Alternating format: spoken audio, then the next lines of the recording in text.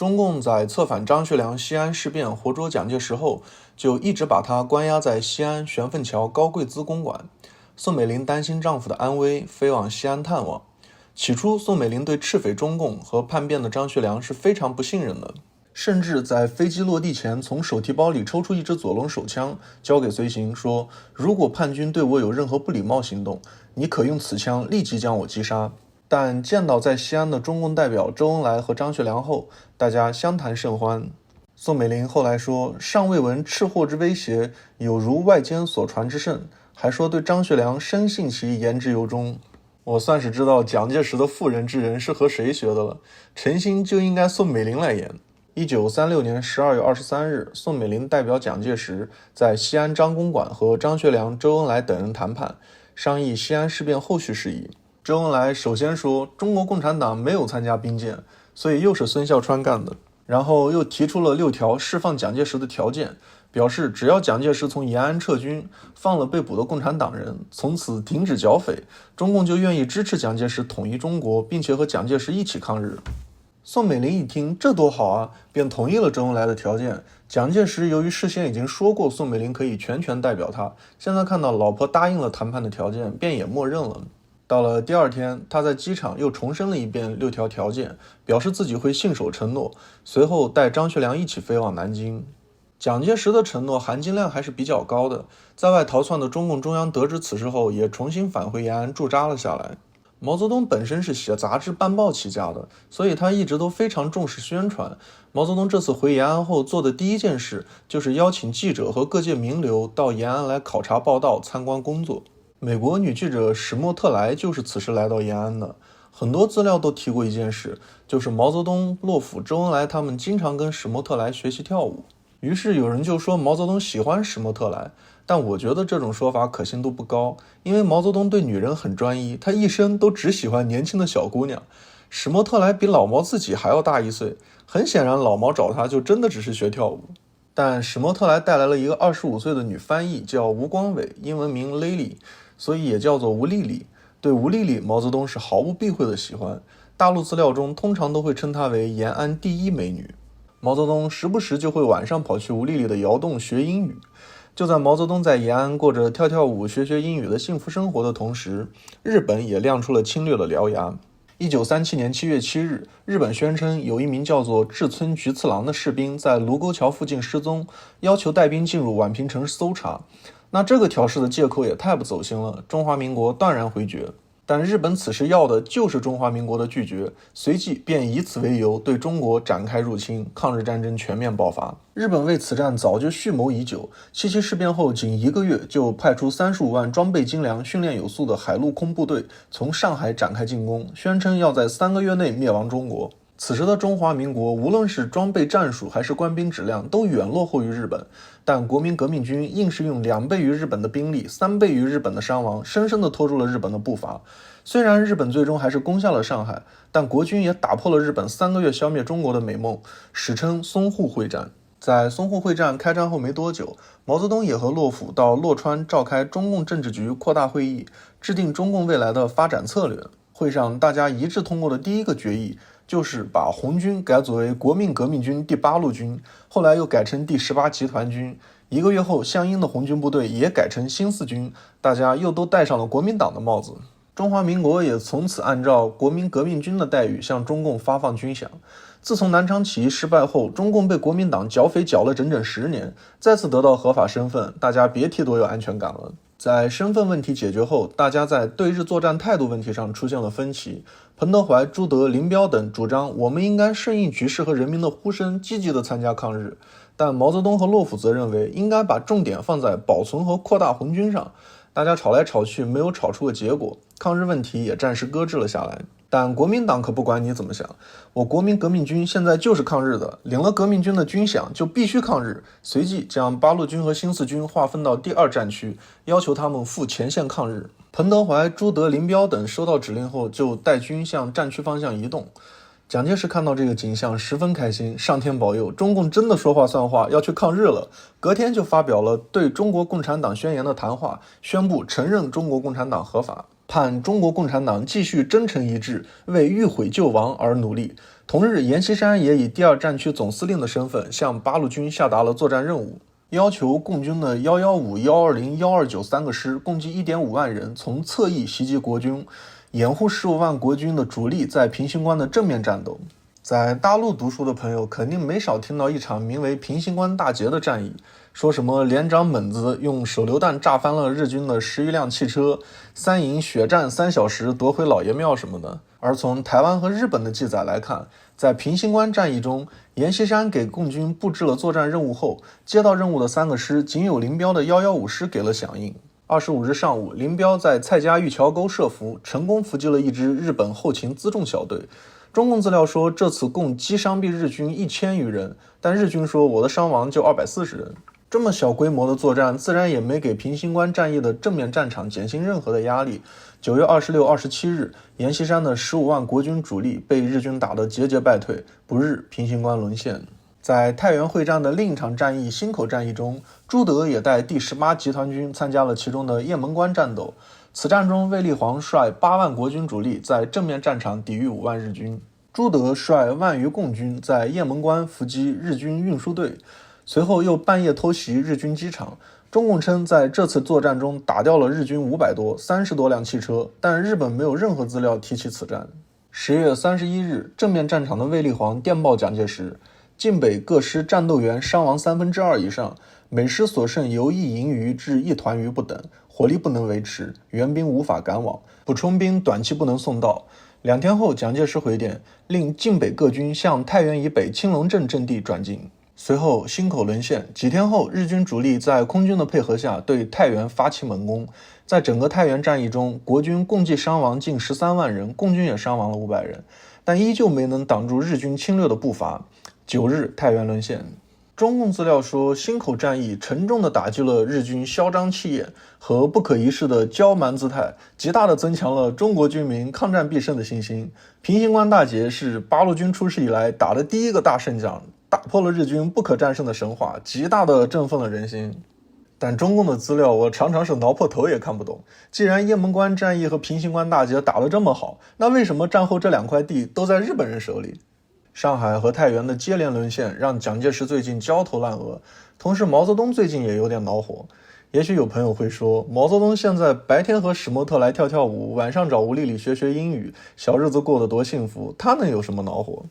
那我要提醒你，我的朋友，你是否还记得毛泽东可还有一个女英雄老婆贺子珍呢？要换成杨开慧那种书香门第的女生，也许对毛泽东彩旗飘飘的行为也就忍了，但女英雄贺子珍可忍不了。老娘从井冈山跟了你到现在，大部分时间都在逃亡，为了你我被炸得满身弹片，为了你我怀胎10次，现在我大着肚子，你却天天跑去学英语。愤怒的贺子珍蹲点捉奸，终于有一天在吴丽丽的窑洞把毛泽东捉奸在床。这一段的故事版本实在太多了，总之就是贺子珍在窑洞大闹一场，这件事没多久就在整个延安传得沸沸扬扬。按现在观点来看，哪个干部要是出现这么大的生活作风问题，那肯定是先停职，把私事搞清楚再说，免得影响工作。但毛泽东对这件事的态度完全不同，他就像古代帝王把不听话的妃子打入冷宫一样，开始冷落贺子珍，而且时不时对史莫特莱和吴丽丽说贺子珍的坏话。失宠的贺子珍看着自己的大肚子，又生气又难过，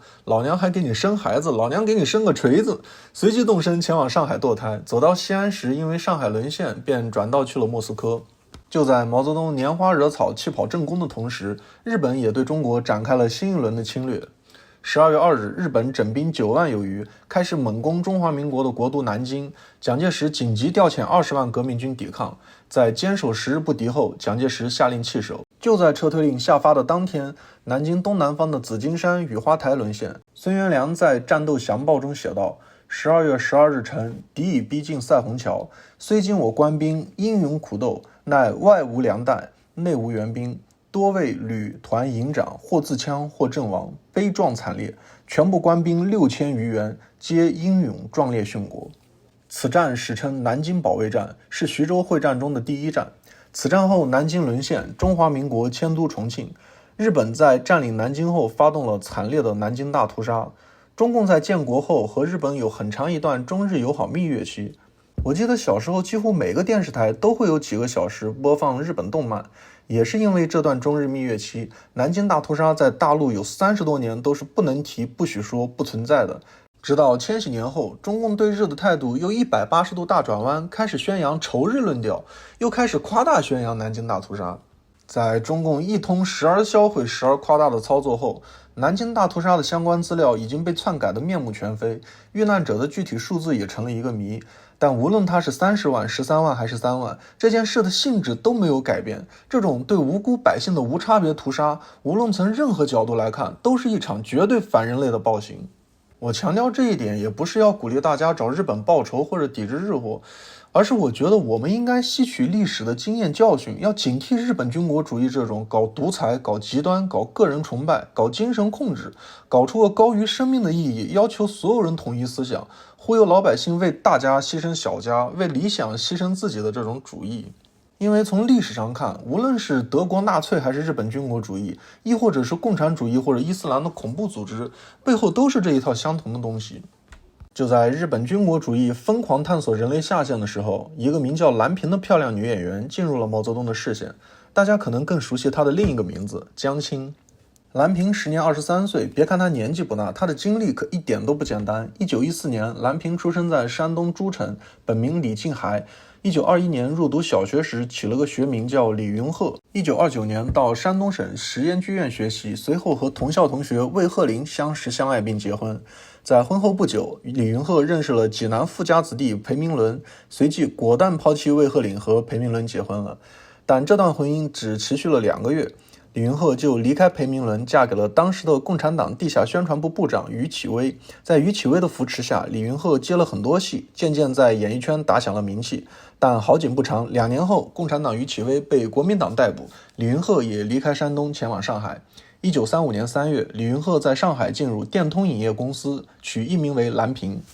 6月，蓝萍主演的话剧《娜拉》大受好评，随后又在《自由神》及《都市风光》2部电影中担任配角。9月，蓝萍和著名的影评人唐娜结婚。这次婚礼在当时的中国引起了不小的轰动，多家报纸以3对明星杭州六合塔新婚之旅为标题报道了这场婚礼。但唐娜的新婚还没捂热乎，就发现蓝萍和刚被释放的前夫于启微通奸。唐娜一气之下决定自杀，又被救了回来。这事过了不到半年，蓝萍又开始第三者插足著名导演张敏，气得唐娜又一次自杀未遂。自此，蓝萍和唐娜的婚姻也走到了尽头，蓝萍也索性搬到了张敏家。没过多久，抗日战争爆发，上海沦陷，张敏和蓝萍也离开上海，各奔东西。中共在回延安后，就一直在邀请各行各业的名流去延安，蓝萍也被邀请到延安鲁迅艺术学院任戏剧教员。蓝萍到延安后，最初的交往对象还不是毛泽东，而是他的领导鲁迅艺术学院的院长徐以新。徐以新曾留学苏联，是著名的28个半布尔什维克里的半个。换作一般人看，肯定前途光明，但好男人的专家蓝萍在交往中发现，此人其实徒有虚名，很难有大的政治前途。而到处勾勾搭搭的中共最高领导人之一毛泽东也进入了蓝萍的视线。在他眼中，毛泽东就是一个浑身是粪的蛋，作为专业的捞女，不盯他一下简直对不起自己的职业素养。万一攀附成功，岂不是一步登天？蓝萍在确定目标后，找到自己的老乡，时任中共中央职工委员会书记的康生，让他帮自己多多制造接近毛泽东的机会。对康生来说，这个委托并不难完成，因为自从贺子珍去了苏联后，毛泽东又培养了一个新的爱好，就是到处去看美女演出。于是，在康生的安排下，无论毛泽东去哪看演出，舞台上站在 C 位的永远都是蓝萍。一来二去，毛泽东自然也注意到他。毛泽东便问了康生一下，这位美女是谁？康生立刻带过来予以介绍，她叫蓝萍，上海左翼电影界明星，来延安投奔革命，是位未婚青年。老渣男毛泽东立刻就听懂了康生的弦外之音，当即表示，蓝萍同志，你有什么问题可以到我的住处去讨论呀。同为渣女的蓝萍瞬间 get 毛泽东的骚话，立马答应了下来，从此时不时就去毛泽东的住处请教一番。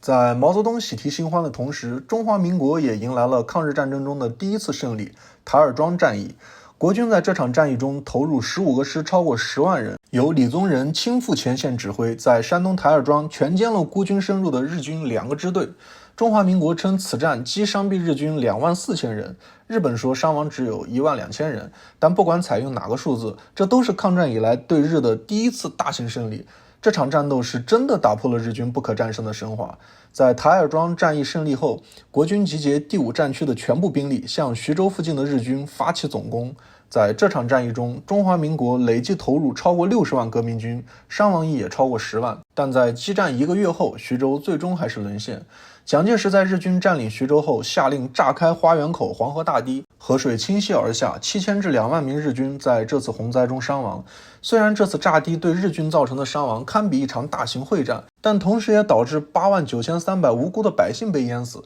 ，391万人流离失所。花园口决堤事件一直是蒋介石的重要黑点之一，大陆时不时就会拿出来批评一下。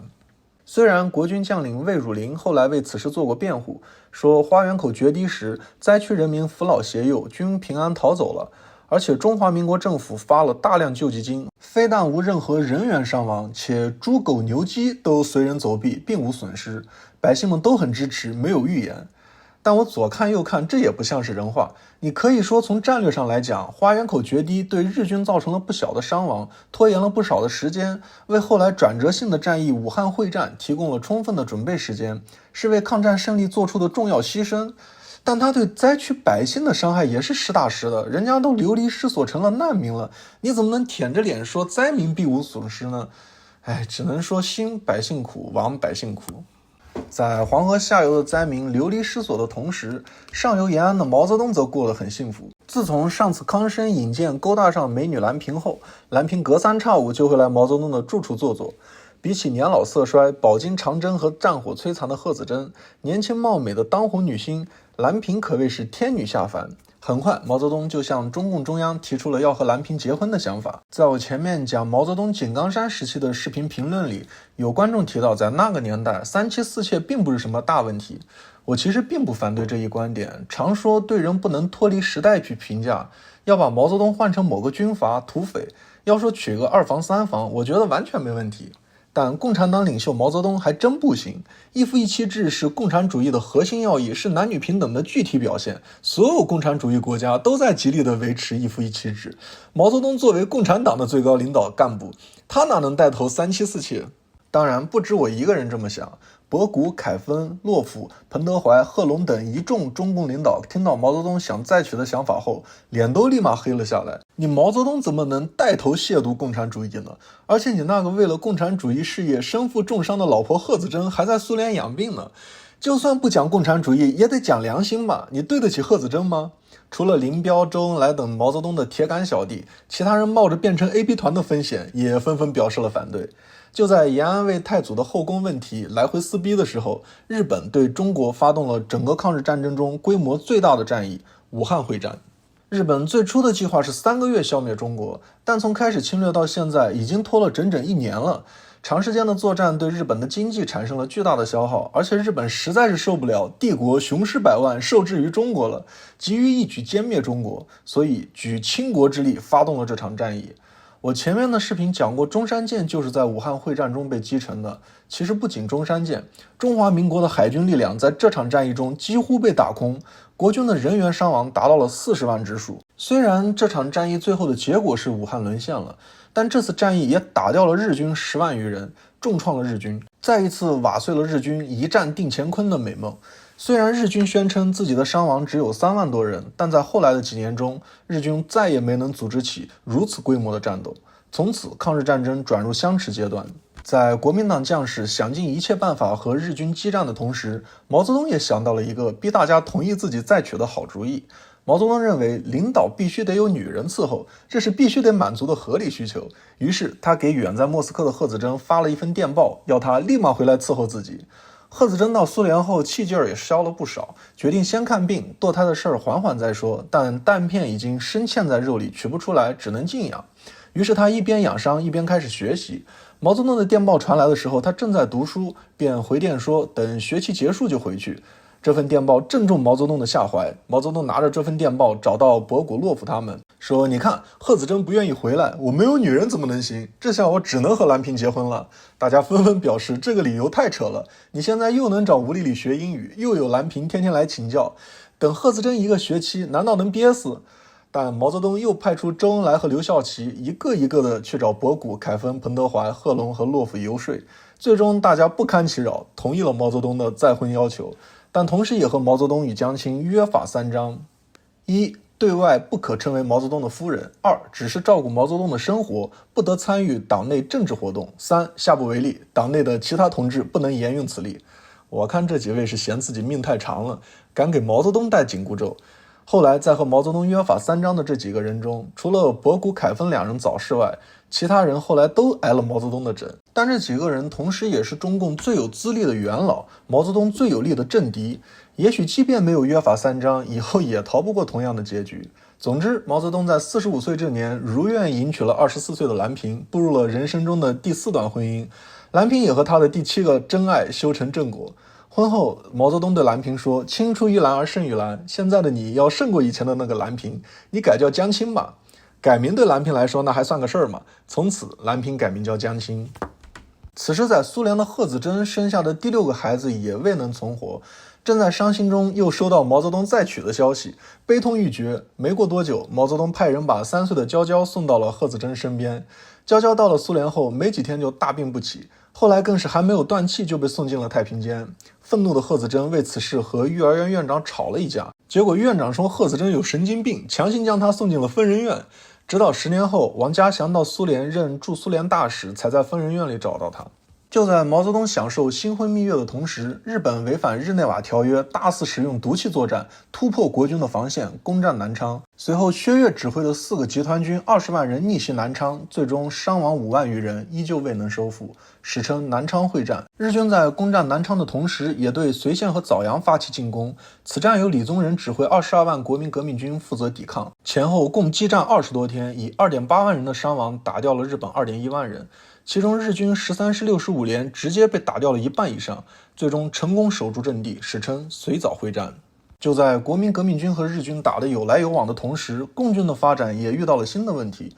中共经过这2年的扩张，也从西安事变后的4万人发展到了现在的50多万。这快速的人员扩张导致装备的供给出现了短缺，但机智的毛泽东很快就想到了办法。我小时候常听到一首中共的红歌，说没有枪没有炮，敌人给我们造。我一直以为这里的敌人指的是日本人，但真相和我想的有一点点小出入。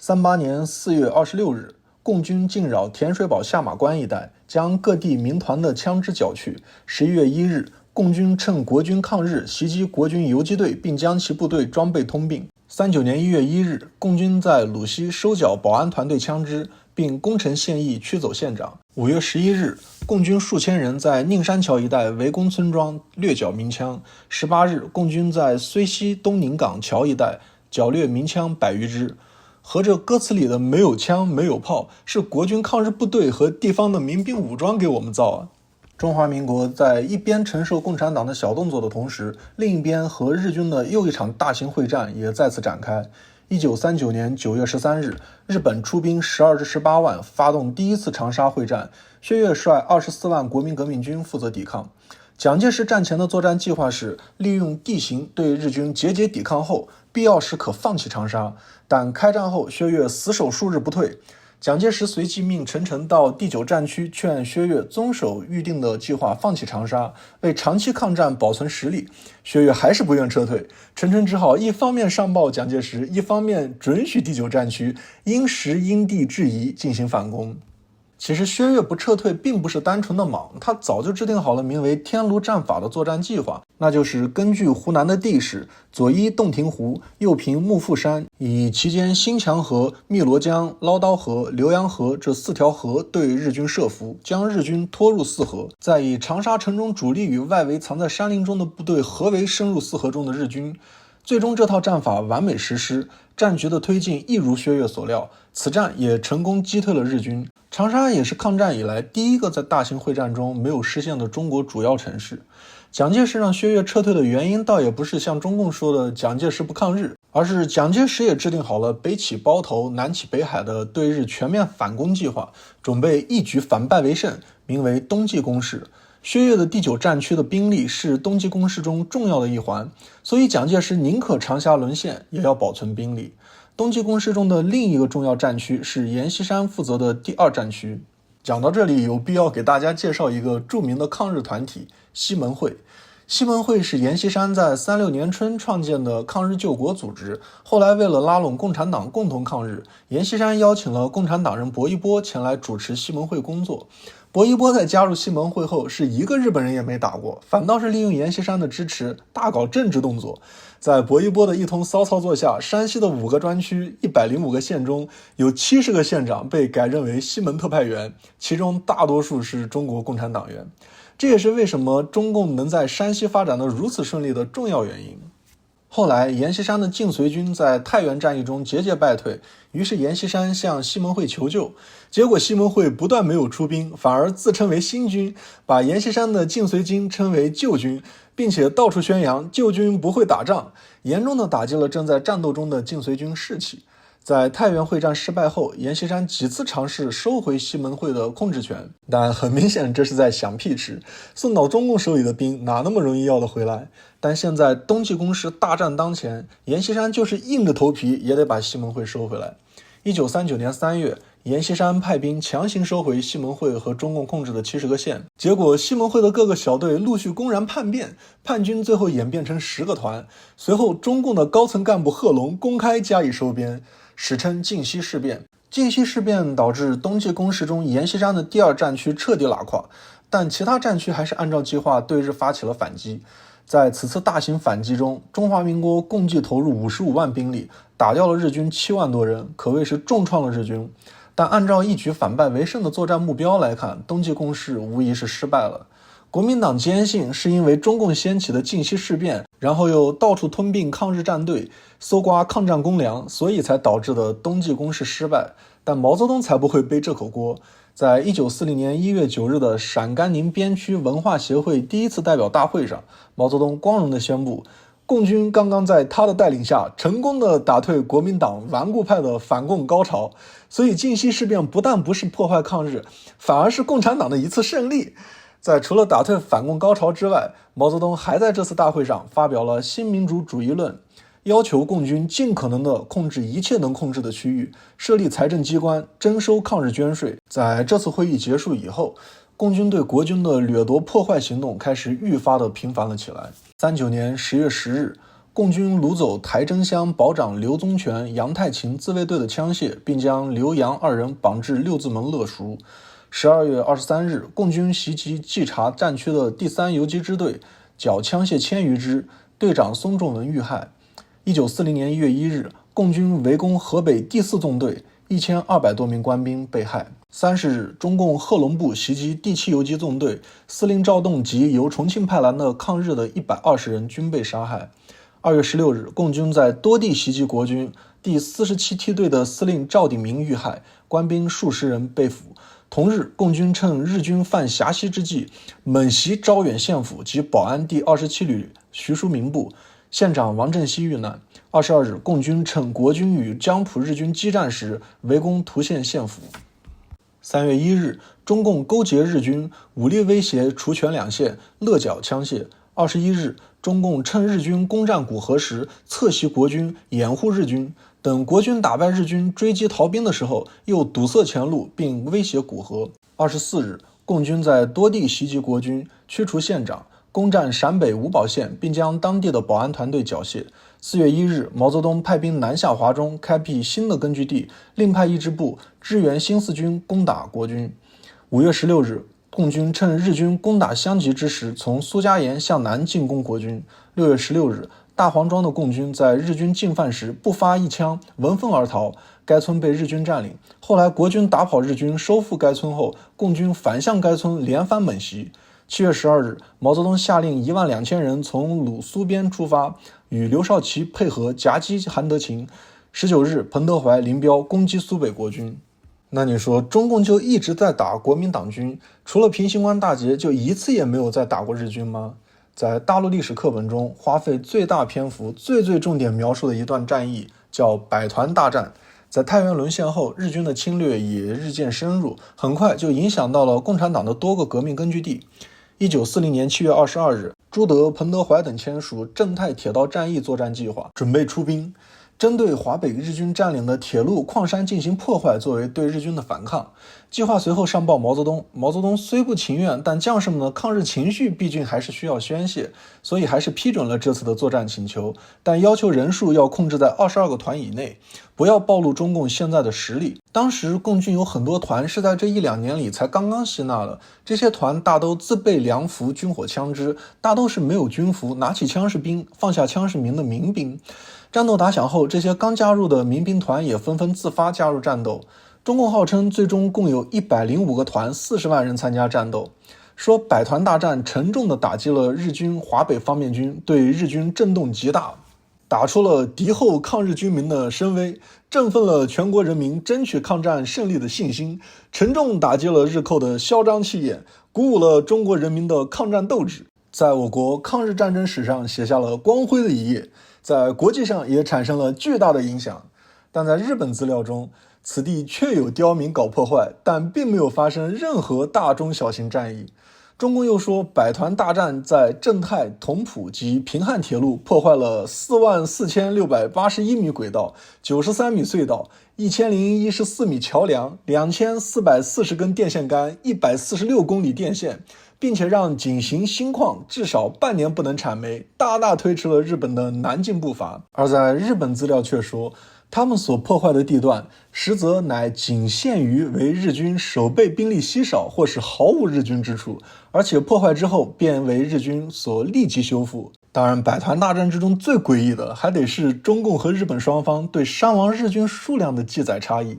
中共称百团大战歼灭日军50880人，日本说我在百团大战的时间和地点总共死亡467人，失踪33人，负伤251人，合计751人。好家伙，合着共产党105个团打死467个人，平均每个团打死4.4个人。中共打的到底是日本人还是进击的巨人？其实在战争中扩大战果少报损失是常有的做法，就比如说在台儿庄战役中，国军说我打掉了2.4万日军，但日军说我伤亡只有1.2万。再比如说武汉会战中，国军说击伤毙日军10万人，但日军只承认伤亡3.5万人。像淞沪会战这种国军和日军口径一致，都说日军的伤亡是10万的情况反倒比较少见。但即便双方有争议，一般也就是差个2-3倍，最多3-5倍。毕竟一场战役是有很多人参与的，总不能太把大家都当傻子活嘛。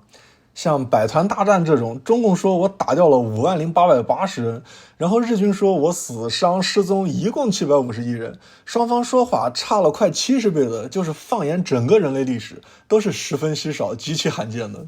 而比起百团大战，中共在同一时间发起的另一场战斗明显有着更加显赫的战绩，至少实打实的打掉了5000多名的敌人，那就是和中华民国国民革命军打响的黄桥战役。黄桥原本由国军韩德勤部队驻守，这支部队是参加过徐州会战的抗日主力部队，人数在3万左右，在中共到来之前已经在黄桥打退了日本的多轮攻击。在武汉会战把抗日战争打入相持阶段后，大量共军就离开自己的第二战区向南发展，有一部分就跑到黄桥和泰县周边设卡收税、收缴民枪，成立行政委员会，破坏行政系统，并截断江南江北的补给线。驻守黄桥的韩德勤部自然也承担起了驱逐中共、保障后勤的工作。但在蒋介石对八路军南下保持高度警惕，但是不赞成在抗战时期就和中共产生大规模冲突的限制下，韩德勤一直以来对中共也都是吓跑就算了。1940年7月，共军陈毅部趁韩德勤主力外出作战的空隙突击黄桥，留在黄桥的少量守军一看共军的主力部队杀来，便不战而逃，新四军兵不血刃占领黄桥。韩德勤早就不爽中共很久了，这次家都被中共偷了，更是怒火中烧，但屡次请示蒋介石都只得了含糊的答复。又过了3个月，韩德勤决定不等了，准备武力夺回黄桥。随后命 1.5 万主力部队从东面和北面主攻，其余部队分左右两翼掩护。但韩德勤不知道的是，掩护部队的将领李明阳等早就被中共收买，开战后按兵不动，导致孤军深入的主力部队被陈毅瓮中捉鳖，死伤大半。这支抗日精英部队最终就这样栽在了中共的手上。韩德勤坚守多年的黄桥镇也在后来日军又一次进攻的时候，共军主动撤退，拱手相让，让日本渔翁得利，顺利接手。中共的资料说，黄桥战役是创造了我军战史上以少胜多的又一光辉范例，打开了华中抗战的新局面。说真的，我现在已经可以不看署名猜出一份资料是不是中共的。比如日本、欧美的资料，他喜欢平铺直叙；台湾、苏联的资料喜欢口述、记录、电报、日记的。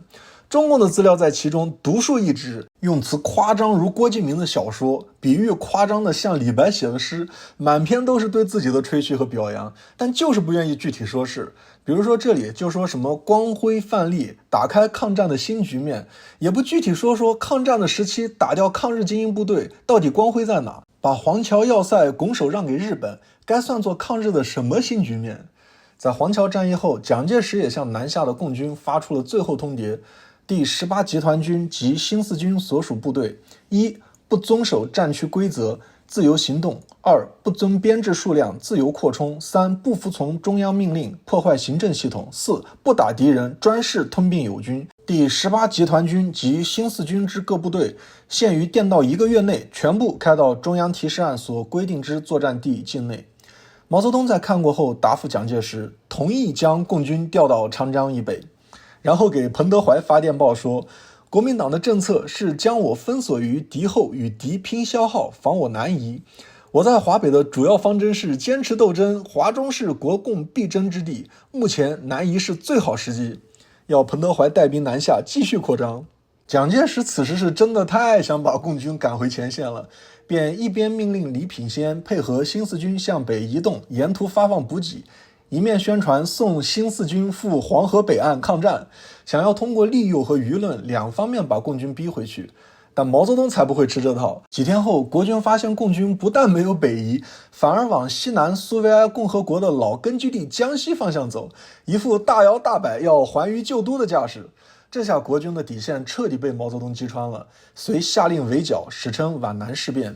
这次围剿重创了擅自南下的新四军，共计造成3000多人伤亡，4000多人被俘。随后中华民国宣布新四军解散，但中共马上命陈毅担任军长，刘少奇担任政委，依旧自称新四军。中共资料说，皖南事变是新四军同意北上后，在北移的途中被国民党拦击。乍一看十分无辜，但只字不说新四军的北移路线竟然是朝西南的，也只字不提隶属于第2战区的新四军在皖南干什么。总之，从此国共的矛盾再次走上台面。虽然碍于抗战当前，蒋介石并没有再次分兵剿共，但从此也停止了对中共的军费拨款。中共的收入以前主要来自于苏联给的活动经费，这部分在国共第2次合作由国民党带兵帮苏联扛刀后就大大减少了。后来中共编入国军后，就一直领着中华民国的军饷，现在这部分也断了，这使得中共的财政陷入了困境。但这点小问题自然难不到伟大的领袖毛泽东。红太阳大手一挥，种鸦片。其实中共早就已经开始种鸦片了，但鸦片在民间的口碑实在是不太好，而且对于一个以人类社会终极形态标榜自己的党派来说，社会的终极形态竟然是做毒品生意，也实在有点说不过去。而且共产党一直都是禁止吸鸦片的，所以以前即便是种也是偷偷摸摸的少量种植，内部也不叫鸦片，而是叫土货、肥皂、特产什么的。但毛泽东现在顾不上那么多了，从皖南事变后就开始要求大家大力种植鸦片。中共甚至给自己根据地内的农民下达了鸦片种植令，要求每户都栽种5至10亩鸦片。就在中共大种鸦片抹黑共产主义的同时，苏联这浓眉大眼的家伙也背叛了自己的信仰。社会主义的苏联竟然向他的死敌纳粹德国的把兄弟军国主义的大日本帝国抛起了媚眼。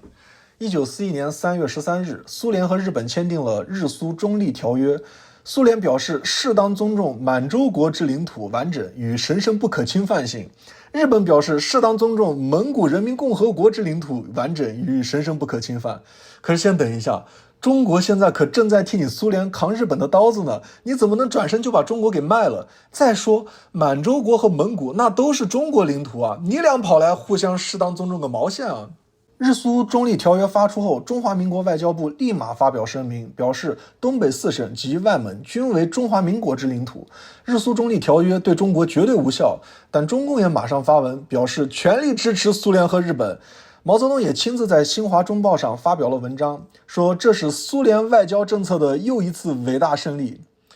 其实我常常对中共和中国人民的立场常常是相对立的这件事是有心理预期的，但我想中国共产党至少也是中国人吧，没想到在卖国这么绝对的问题上，中共竟然也和中国人民的立场是相对的。在中共眼里，卖国给苏联他支持就算了，卖国给日本竟然也是伟大胜利。当然，除了支持苏联出卖中国以外，中共这一年来自己对中华民国的攻击也从没停止过。1940年10月26日，共军谭友龄部抢劫涡阳赵屯乡公所。10月21日，共军配合日军猛攻江苏省临时办公地兴化。3月22日，共军给日军做向导，帮助日军深入范汉捷军事防地。4月2日，中共袭击冀省国军根据地，前海防司令顾宝林殉职。19日，中共化妆成蒋介石的中央军劫掠，后以共军名义出现安慰民众。真是好手段，不愧是伟大的军事家，所用的战术竟是如此的朴实无华。在中共在中华民国到处骚扰攻击的同时，日本也再次对中华民国张开血盆大口，相继发动了上高会战和中条山会战两场大型会战。两战最终一胜一败，在短暂的休整后又发动了第二次长沙会战。由于日本对长沙的第一次进攻被薛岳成功打退，所以这一次日军把作战的目标定为摧毁薛岳的主力部队，打掉薛岳的优先级甚至高于攻占长沙。在日军目标明确的猛烈攻击下，薛岳损失惨重，节节败退。但好在他不是一个人在战斗，在日军主力在长沙战区追击薛岳的同时，其他战区的国军也对当地的日军驻地发起猛攻，日军只好紧急北返回防，薛岳得以复刻长沙。第二次长沙会战再次以胜利告终。但仅仅2个月后，日军发动第3次长沙会战。其实薛岳在第2次长沙会战后就已经断定日本定会再次攻打长沙，所以早就提前进行了部署准备，进一步完善了他的天炉战法，提前在新墙河、汨罗河和唠叨河之间布置了防线，准备逐次抗击日军，以削弱其攻势，再以长沙城为饵，诱使日军钻向这个炉底，然后会同其他生力军共同合围歼灭日军。这次薛岳的战法再一次奏效，日军果然乖乖钻入炉底。但日军这次显然也是有备而来，炉底的日军在飞机和火炮的掩护下，依旧向国军的阵地发起了多次猛烈冲锋。不少人都劝薛岳将指挥所搬至后方安全地带，薛岳不但没有听劝，反而发布遗嘱电报，如战区司令长官殉职，则以副司令长官罗卓英代行其职，并让第10军固守长沙，不得退缩。守城主力师第10师师长方先觉也给妻子准备好遗书，誓与长沙共存亡。在国军将士的以命相搏下，日军终于支撑不住，向后撤退。薛岳趁机追击，打得日军丢盔弃甲。第3次长沙会战再一次以胜利告终。讲到这里，有的朋友可能会觉得日军3次攻打长沙都没有攻下来，感觉挺弱的嘛。要这么想可就大错特错了，我的朋友，因为日本的战场可不仅仅是在中国。1941年10月26日，日本空袭珍珠港，拉开了太平洋战争的序幕，然后以一己之力在整个太平洋地区向英美澳荷兰新西兰印度同时发动了南方作战。中华民国也派兵10万以盟军的身份参与了这场作战。最终日本在南方作战中用闪电战势如破竹，大获全胜。这样的日本怎么能用弱来形容呢？就在日本向半个世界发起侵略的同时，毛泽东也玩起了自己的传统手艺，搞运动。中国内部其实一直以来都有着明确的派系，最明显的分类就是以苏联派来的洛甫王明为主的国际派和从来没有出过国的毛泽东为主的国内派。之前中共的主要收入是苏联给的活动经费的时候，国际派的势力是最大的。虽然当时的毛泽东已经通过反 AB 团运动成为了实权的1号人物，但空降的博古说把毛泽东撤了就给他撤了。后来从长征中4渡赤水带大家逃出围剿以来，军权就一直牢牢地被他把握在手里，国内派也跟着他慢慢壮大了起来。但毕竟他只是个主席，头上还有个国际派的总书记洛夫呢。1941年6月22日，纳粹德国进攻苏联，苏德战争爆发，苏联无暇经营中共事务。毛泽东意识到清洗国际派、争夺权力的机会到了。1942年2月，毛泽东在中共中央党校的开学典礼上宣布展开整风，表示中共内部有些同志的作风有问题，思想有错误，要求大家反思检讨自己的错误。随后到了5月，毛泽东带着铁杆小弟刘少奇和介绍江青给自己的媒人康生，3人共同组成中共中央总学习委员会，亲自领导整风运动。这三人把检举揭发指认逼供的行为叫做抢救失足者运动，给人扣帽子揪辫子的行为叫做治病救人。真的，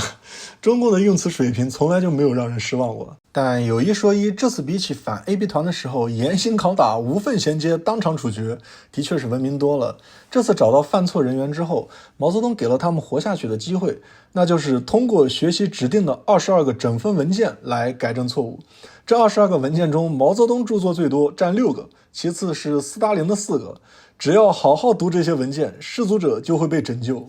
就在毛泽东忙着治病救人的同时，日本也整兵16万对浙赣铁路沿线的国军阵地发起进攻，意图歼灭第3战区，占领飞行基地，打通浙赣路线，以便于日后进行进一步的侵略。中华民国也出兵30万进行抵御。这场战役打得异常的惨烈，日军大肆使用细菌武器，在居民区的水井、食品中投毒，强迫战俘喝下细菌水后放他们离开，导致疫情在整个第2战区大肆蔓延。国民革命军在这场战役中的伤亡达到了7万以上，连日军自己都有1700人死于瘟疫。主导这次战役的石井四郎也因此遭到撤换。而要说最苦的还是当地百姓，在此战之后，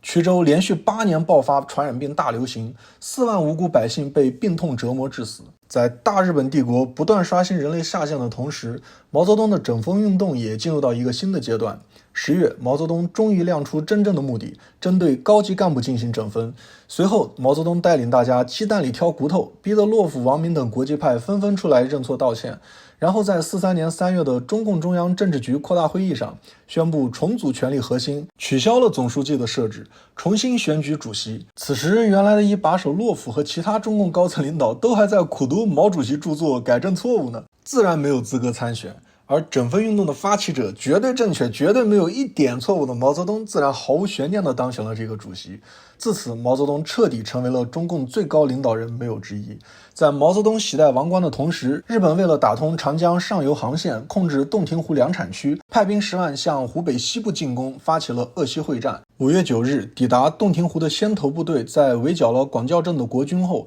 开始大肆屠杀当地民众。2000多名妇女被日军强奸，3万多名军民遭到日军杀害，制造了惨绝人寰的广教惨案。随后，日军继续进攻，一路沿江而上，眼看就要逼近西陵峡的石牌要塞。石牌要塞是扼守长江三峡的战略要地，是第6战区的核心腹地，同时也是通往中华民国现在的首都重庆的最大避障。一旦被日军攻破，后果不堪设想。所以，第6战区的司令陈诚下令死守。驻守石牌的国民革命军第11师在孤军奋战的情况下浴血苦战，从5月26日一直打到31日，期间打退日军的冲锋10余次。在5月30日那天，更是和突破阵地的日军展开白刃战，用性命挡住日军前进的步伐。终于在5月31日等来了援军，随即日军既被包围，第11师被解救。后来在国军大部队的猛烈攻击下，日军尸满山谷，叶尾而退。这场会战中，国军击伤毙日军2万多人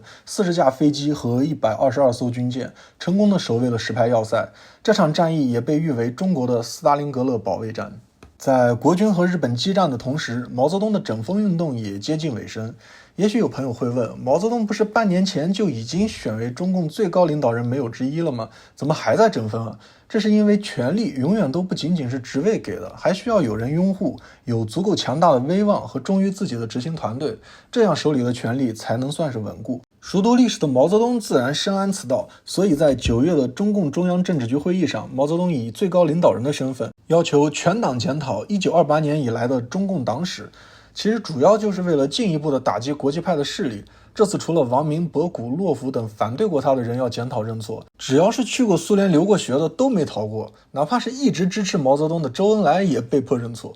如果说中国共产党最初一直是由苏联说了算，后来是国际派和国内派商量着说了算的话，那从此中共进入了一个新的阶段，就是由毛泽东一个人说了算。在毛泽东收拢权力的同时，日军也加快了侵略的步伐。43年11月，日本出兵6万进攻湖南常德。常德作为湘西北的门户，自古都是军事重镇，所以蒋介石亲自下令不得失陷。但说的轻松，守起来可太难了，因为执行这项命令的就只有74军57师的8300守城军。这场实力悬殊的战斗打得异常艰苦，在日军8天的狂轰滥炸和猛烈进攻后，最初的8300守城军被打的就只剩300人。这些勇士苦苦坚守在已经成火海的常德城指挥所附近的一处弹丸之地。12月2日晚，师长于承万发出最后一封电报：弹尽援绝，人无，城已破。直率副师长、指挥官、师副、政治部主任、参谋主任等固守中央银行，各团长划分区域，扼守一屋，做最后抵抗，誓死为止，并祝胜利。第74军万岁，蒋委员长万岁，中华民国万岁。随即准备引弹自尽，卫士见状立即夺下枪支，并苦苦劝阻。振作精神后，于承万带领最后的104人突围逃出，随即常德失守，全城沦陷。9日，国军援军终于赶到，随即从东南两面夹击常德，对城内的日军展开猛攻。10天后，日军损失惨重，开始撤退，常德也得以收复。在这场战役中，最初的8300名守城军在战役结束时仅剩83人。据在大陆作战的波兰飞行员托尔乌尔班诺维兹报道，在这场战役中，不算国军和日军的士兵，仅仅是无辜百姓的伤亡就有近30万。战后，中日双方都宣称此战胜利，但鉴于常德收复，学界普遍认同是中华民国惨胜。在国军将士用命抗日的这段时间里，共军将士也没闲着。1941年9月20日，共军偷袭与日军激战中的国军第98军，使98军损失惨重，军长伍世敏愤而自枪。1942年4月15日，共军邓小平带兵袭击国军第61军，国军伤亡392人，被俘718人，并损失大量武器。1943年2月18日，中共徐向前部袭击历城西北国军。5月18日，共军轮袭鄂省国军，激战一昼夜，国军死伤甚重。7月21日，共军轮袭徐州国军，国军人员武器损失甚重。9月2日，中共扣押米脂县长，并袭击杀害绥德、米脂、嘉县等地公务员。仅仅在1943年1年里，新四军就对中央军进行了724次战斗，击毙击伤8181人，俘获9879人，夺取了34个据点，以及8622支步枪、507支霰弹枪以及200挺机关枪。在没有枪没有炮，抗日部队给我们造之外，中共在鸦片田里的辛苦耕耘也得到了丰厚的回报。1942年，鸦片收入占中共税入的40%，1943年占40.82%，并在此后的多年成为中共的支柱性收入。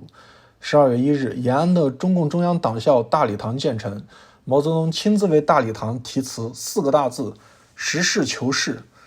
不得不佩服毛主席的心理素质就是牛。且不说共军在抗战的时候背刺抗日军队的事能不能实事求是，就说百团大战到底打死了多少个进击的巨人，能实事求是的说一说吗？以抗战的名义从4万人发展到现在100多万人，却跟着苏联和日本勾勾搭搭不抗战的事，敢实事求是的说吗？中共中央党校大礼堂不会是卖鸦片的钱修的吧？敢实事求是的谈一谈吗？我要是毛泽东，现在最怕的就是这4个字，谁提和谁急。但他却能心安理得、堂而皇之地写在大礼堂里，真是该他当皇帝。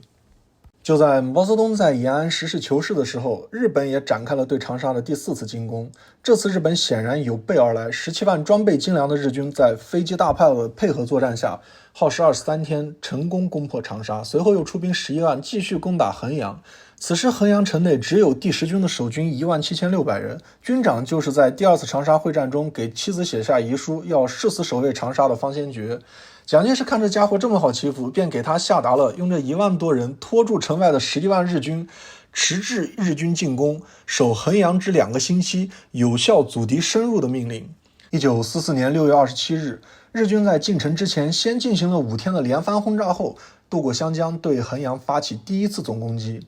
攻守双方在衡阳城南反复争夺战略高地20多次，亭兵山、高岭据点的国军守军全部牺牲，无一生还，日军亦被歼灭不下1000人。但此时主要的阵地依然还在国军控制中。7月11日，日军发起第2次总攻击，这次日军向衡阳城倾泻了大量炸弹、燃烧弹和毒气弹，然后再次发起数次冲锋。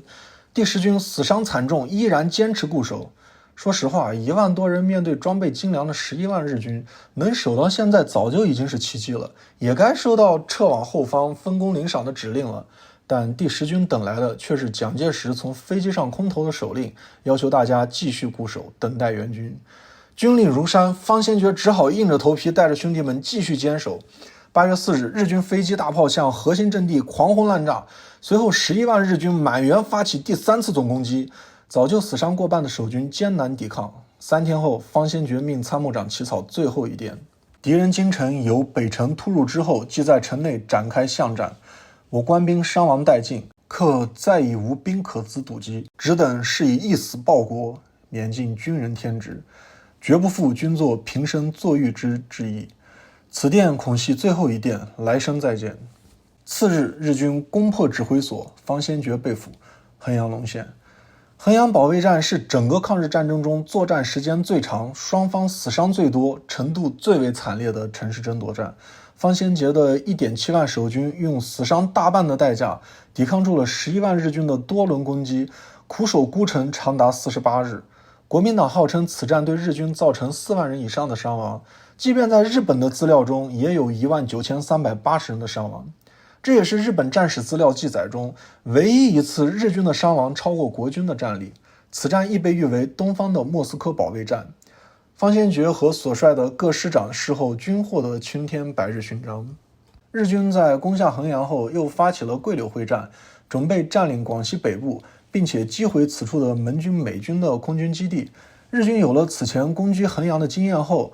这次采用了擅长的闪电战战略，出其不意，快速攻下了桂林和柳州。就在桂柳会战的这段时间，苏联扶持新疆省北部的伊利、塔城、阿山3个地区叛乱独立，成立东突厥斯坦共和国。此国刚一成立，就在其控制地区域内大肆的屠杀汉族。毛泽东得知此事后十分开心，说3区革命是全中国人民民主革命的一部分，在新疆牵制了近10万国民党军队，3区人民的奋斗对于全新疆的解放和全中国的解放是一个重要的贡献。好家伙，你后来派王震去新疆的时候怎么又不这么说了？